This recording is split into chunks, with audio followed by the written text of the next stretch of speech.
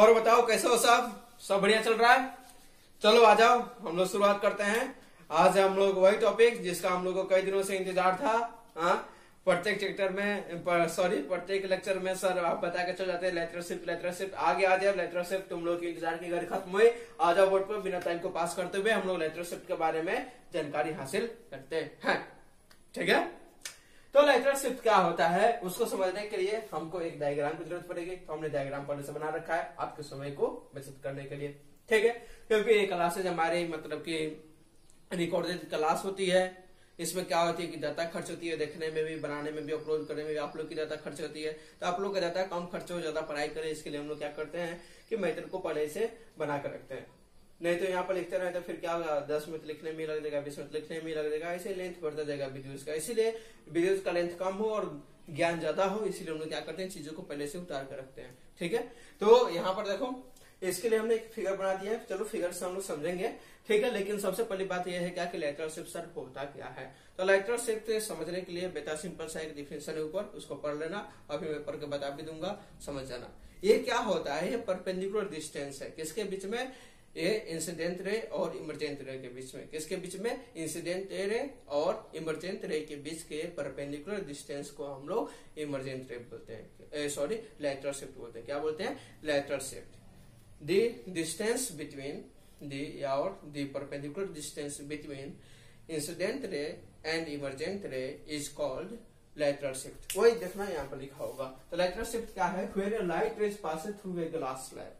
ठीक है, then the perpendicular distance between incident ray and emergent ray is called lateral shift। यहाँ पर एक टर्म आया होगा आपका ग्लास स्लैब। ठीक है, यहाँ पर आपका एक टर्म आया होगा ग्लास स्लैब। तो ग्लास स्लैब जो यहाँ पर टर्म आया है, देखिए यहाँ पर ग्लास स्लैब है ABCD क्या है, एक आपका ग्लास स्लैब है। क्या है बेटा, ग्लास स्लैब है। क्लियर। इस पर क्या हो रही है कि लाइट हमारी इंसिडेंट हो रही है। तो यहाँ पर PQ जो है वो हमारी क्या हो रही है, लाइट यहाँ पर इंसिडेंट हो रही है। PQ जो है यहाँ पर लाइट इंसिडेंट हो रही है। अगर आपको ये फिगर दिख जा रहा है तो बहुत बढ़िया है, नहीं दिख रहा है तो इस फिगर को मैं बड़ा करके ऊपर बना दूंगा, आप देख लेना। इसको हम लोग क्या करेंगे, इससे हम लोग एक फॉर्मूला निकालेंगे लेटरशिप का कितना आता है। इसके लिए हमको फिगर की जरूरत फिर से पड़ेगी। अगर नहीं दिख रहा हो तो कहते फिर से मैं बना दूंगा। क्लियर। तो यहाँ पर ये PQ हमारा इंसिडेंट रे है, जो कि देखो यहां से ये सीधे यहाँ पर आके निकलता है। ठीक है, यहां से ये सीधे ये क्या है, PQ पूरा ये पूरा PQ है इंसिडेंट रे। क्लियर। यहाँ पर देखोगे तो यहाँ पर जो ये क्या हुआ कि रिफ्लेक्ट हो गया, ग्लास स्लैब आने करने क्या हुई, लाइट रिफ्लेक्ट हो गई। तो ये जो Q से लेकर R तक जो है, इस रे को हम लोग क्या बोलेंगे, अब रिफ्लेक्टेड रे। क्या बोलेंगे, रिफ्लेक्टेड रे। PQ को क्या बोलेंगे हम लोग, इंसिडेंट रे। और जो RS है, जो ये लाइट अब क्या हो रही है कि निकल रही है। ठीक है, ये निकल जो रही है RS, इसको क्या बोलेंगे हम लोग, इमरजेंट रे। अगर ग्लास स्लैब नहीं होती, जो लाइट हमारी यहाँ पर क्या हुई थी, इंसिडेंट हुई थी, वो डायरेक्ट क्या होती है, ऐसे निकल जाती है। अगर कोई माध्यम नहीं होता बीच में तो ये डायरेक्ट क्या होती है, सीधे गमन करती। क्योंकि हमारी जब भी लाइट गिरती है वो क्या होती है, सीधी रेखा में गमन करती है। यानी लाइट का पाथ क्या है, हमेशा स्ट्रेट लाइन है। क्या है बेटा, हमेशा स्ट्रेट लाइन। क्लियर। हमको लग रहा है कि आज का वीडियो आप लोगों को क्लियर हो रहा होगा। जिन लोगों की स्पीड वाली प्रॉब्लम थी कि सर स्पीड ज्यादा है, तो आज हमको लग रहा है कि स्पीड नॉर्मल है। अगर मन करे तो आप इससे भी कम स्पीड करा सकते हो। ठीक है, कोई दिक्कत नहीं है। देखो पढ़ना आप लोगों को, आप लोग जैसे कहोगे मैं वैसे पढ़ाने को तैयार हूँ। क्लियर, बस समझ में नहीं चाहिए बातें, ये इंपॉर्टेंट होता है। क्लियर। तो यहाँ पर देखो हमारी क्या हुई थी, हमारी PQ इंसिडेंट लाइट थी। अगर कोई मीडियम नहीं होता तो डायरेक्ट कैसे निकलती, ऐसे निकलती। क्लियर। अब यहाँ पर क्या था, एक ग्लास स्लैब हमारा मीडियम, ग्लास स्लैब आ गया जिसको हम मीडियम मान लेते हैं। ठीक है, ग्लास का मीडियम हो गया एक। तो यहाँ पर रिफ्लेक्ट हो गई लाइट और क्या बन गई हमारी QR। क्या बन गई, QR। ये रिफ्लेक्टेड रे हो गई। और जो निकली लाइट उसको हम लोग क्या बोलेंगे, इमरजेंट लाइट। क्या बोलेंगे, इमरजेंट लाइट। तो क्या हो गई हमारी इमरजेंट लाइट, क्या है इसमें, RS है।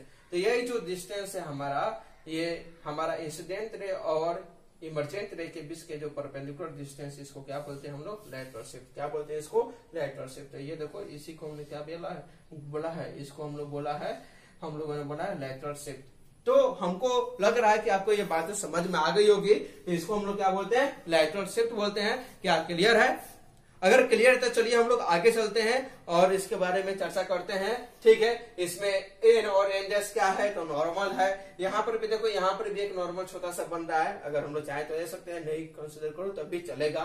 क्लियर, तो ये सब की चीजों के बारे में देखते हैं। ये क्या है तो ये सारे क्या है हमको ये बता दो। तो ये क्या है, ग्लास स्लैब की थिकनेस है, यानी कितनी चौड़ा क्या ग्लास स्लैब लिए हो तुम, वो है ये। ठीक है, चलो अब इसके आगे हम लोग चलते हैं और आगे पढ़ते हैं इसके। तो देखिए यहाँ पर फिर से मैंने फिगर बना दिया है, जिन लोगों को नीचे क्लियर विजिबल नहीं हो रहा था आप यहाँ पर देख सकते हो। और यहाँ पर कौन क्या क्या है उसको मैंने यहाँ पर साइड में लिख भी दिया है। तो यहाँ पर देखो, यहाँ पर एबीसीडी क्या है, principal section of glass slab है, यानी मेरे ग्लास स्लैब का क्या है सेक्शन है। ये पीक्यू क्या है, यहाँ पर इंसिडेंट रहे, पीक्यू क्या है यहाँ पर इंसिडेंट रहे, ये पीक्यू क्या है इंसिडेंट रहे। क्लियर यहाँ तक। उसके बाद में क्यू आर क्या है तो क्यू आर यहाँ पर क्या है रिफ्लेक्टेड रहे, तो हमने वो भी मेंशन कर दिया है। यहाँ पर आर एस की बात करें तो आर एस क्या है हमारा इमरजेंट रहे, तो ये भी हमने मेंशन कर दिया है। एन और एन एस क्या है नॉर्मल है, इसको भी हमने कर दिया। देखो एक नॉर्मल यहाँ पर भी है, लेकिन इससे कोई काम नहीं, इसीलिए हमने इसको यहाँ पर छोड़ दिया। छोटा सा देखो यहाँ पर दिख रहा है कि आर के पास में ये भी नॉर्मल ही बन रहा। ठीक है, यहाँ पर आरती की बात करें तो यही आरती हमारा क्या है लैटरल शिफ्ट है। क्या है, लैटरल शिफ्ट है, जिसके लिए हम लोग सारा तमाशा कर रहे हैं। ठीक है, सॉरी तमाशा मतलब क्या है कि जिसके लिए हम लोग पढ़ रहे हैं वही में क्या है हमारा आरती ही है, उसी को हम लोग को क्या करना है निकालना है। क्लियर। उसके बाद बीसी की बात करें तो बीसी क्या है टी है। ठीक है, बीसी क्या है टी है, टी यानी क्या है थिकनेस ऑफ द स्लैब। क्या है थिकनेस ऑफ द स्लैब। अगर आई की बात करें तो आई क्या है यहाँ पर एंगल ऑफ इंसिडेंस है, यानी इंसिडेंस एंगल है। ठीक है, और आर की बात करें तो एंगल ऑफ रिफ्रैक्शन है। तो देखो अगर ये हमारा आई होगा, ये आर हो गया, तो ये जो पूरा बचा ये पूरा जो था तो ये क्या हो जाएगा आई माइनस आर हो जाएगा क्या, तो ये हमारा जो एंगल हो जाएगा वो क्या हो जाएगा आई माइनस आर। इसको भी हम लोग क्या करेंगे अभी इस्तेमाल करेंगे आई माइनस आर को, तो इसको भी ध्यान में रखना है। यहाँ पर दिख रहा होगा आपको आई माइनस आर, अगर नहीं दिख रहा है तो उसको थोड़ा जूम करके देखना रोककर। ठीक है, वहां पर विजिबल हो जाएगा। क्लियर। तो चलो आगे चलते हैं, इसको हम लोग सिद्ध करने की कोशिश, सॉरी इसमें से क्या करते हैं थिकनेस निकालने की कोशिश करते हैं, जिसको तुम लोग सिद्ध करना करते हो। ठीक है, तो चलो आगे हम लोग देख लेते हैं। पता नहीं क्या क्या कहते रहते हो तुम लोग। तो देखिए लैटरल शिफ्ट का जो फॉर्मूला निकल के आता है वो क्या आता है t into sine 1 minus i minus r बटा कॉसा। ठीक है, इसको आपको रिमेम्बर करना है। आप इसको क्या करोगे याद करोगे, इससे क्या होगा कि हमारे क्वेश्चन सॉल्व होंगे। ठीक है, तो ये लैटरल शिफ्ट का क्या हो गया आपका फॉर्मूला हो गया। अब ये कैसे निकल के आया, मैंने ये पूरे प्रोसेस को कर रखा है। पहले हमने क्या लिया ट्रायंगल एन क्यू आर लिया है, तो ये हमारा क्या हो गया एन, ये क्या हो गया क्यू और ये आर हो गया। इसमें से हमने क्या निकाल लिया क्यू आर निकाल लिया। फिर हमने एक ट्रायंगल और लिया है क्यू आर टी, तो यहाँ पर देखो क्यू ये है आर और ये टी, तो फिर से हमने क्या लिया ट्रायंगल एक लिया। फिर दोनों ट्रायंगल के रिजल्ट को हमने क्या कर दिया कि एक साथ कंबाइन कर दिया, तो हमारा निकल के क्या आया कि लैटरल शिफ्ट बराबर t into sine i minus r बटा कॉस आर। क्लियर। तो ये होता है आपका लैटरल शिफ्ट का फॉर्मूला। आशा करते हैं कि आपको लैटरल शिफ्ट समझ में आ गया होगा। चलिए हम लोग आगे अगले हेडिंग की तरफ बढ़ते हैं, आप इसको प्लीज नोट कर लीजिए। चलिए तो नेक्स्ट टॉपिक है आपका real depth and apparent depth. क्या है real depth and apparent depth. ठीक है, एक तो मतलब क्या होती है वास्तविक गहराई और क्या होती है आभासी गहराई। एपरेंट मीन शायद आभासी होता है हिंदी में। क्लियर। तो इसको हम लोग चलिए देख लेते हैं क्या होता है। बहुत ही इजी है। ठीक है, इससे इजी कोई भी टॉपिक नहीं होगा फिजिक्स में, इतना इजी है। चलिए तो इसकी डेफिनेशन बोर्ड पर है, हम लोग इसको देखते हैं। When an object is observed from the other medium then it appear either less or greater than actual one. मतलब कि जब भी किसी वस्तु को क्या करते हैं कि हम लोग किसी मीडियम से देखते हैं, किसी अनदर मीडियम से देखते हैं, तो ये क्या होता है ये अपने मतलब कि एक्चुअल से या तो ज्यादा दिखाई देता है या कम दिखाई देता है। ठीक है, जैसे कि आप क्या करोगे कि एक ग्लास लेना, मतलब कि ट्रांसपेरेंट ग्लास। ठीक है, ट्रांसपेरेंट ग्लास लोगे और उसमें देखोगे कि मतलब कि जब उसमें क्या करोगे डालोगे, क्या बोलते हैं उसको, पेंसिल डालो या फिर पेन डालो या कोई भी चीज डालो या लकड़ी का कोई चीज डालो, तो क्या होगा कि वो उठा हुआ दिखाई पड़ता है। ठीक है, ऊपर उठा हुआ दिखाई होता है। ये इसी कारण होता है, एपरेंट डेप्थ के कारण होता है। जो तुमको उसमें लंबाई दिखाई पड़ती है वो क्या होती है वास्तविक नहीं होती, वो ऊपर उठी हुई दिखाई पड़ती है। उसके तल क्या होते हैं कि ऊपर उठे हुए दिखाई देते हैं। कभी कांच के गिलास में पानी रख के देखना तो तुमको लगेगा कि इसका तल ऊपर है। ठीक है, कि और जब उसमें उंगली डालोगे क्या होता है उससे भी नीचे होता है। तो ये होता है आपकी क्या होती है वास्तविक और क्या होती है आभासी गहराई। क्लियर। तो जब भी किसी अनदर मीडियम से देखते हैं किसी वस्तु को, तो क्या होता है वो मतलब या तो ऊपर उठी हुई दिखाई पड़ती है या नीचे दिखाई पड़ती है, मतलब कि एक्चुअल हमको नहीं दिखाई पड़ता। वही चीज कह रहा है कि when an object is observed from the other medium, then it appear either less or greater than actual one. Such distance appearing to observer is called apparent distance. तो ऐसी डिस्टेंस जो कि क्या होते हैं कि ऑब्जर्वर को प्रतीत होते हैं, उसको हम लोग क्या बोलते हैं, एपरेंट डिस्टेंस बोलते हैं। ठीक है, ये मतलब कि हाइट भी हो सकती है और गहराई भी हो सकती है। क्लियर।